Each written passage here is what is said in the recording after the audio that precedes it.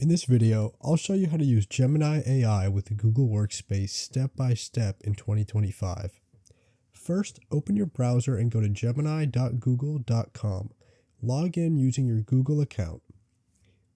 Once you're signed in, tap the menu icon in the top left corner. From the drop-down, scroll down and select Settings and Help. Now click on Apps. At the top, under the Productivity section, you'll see Google Workspace. It says summarize, find, and get quick answers from your own content. This is where you connect Gemini to your Google data. To activate it, tap the switch next to Google Workspace. You'll now be prompted to connect your Google account. Select the Gmail account you want to use and then tap Connect. Once connected, Gemini can access your Gmail, calendar, Drive, tasks, and more. This allows Gemini to pull data directly from your Workspace apps.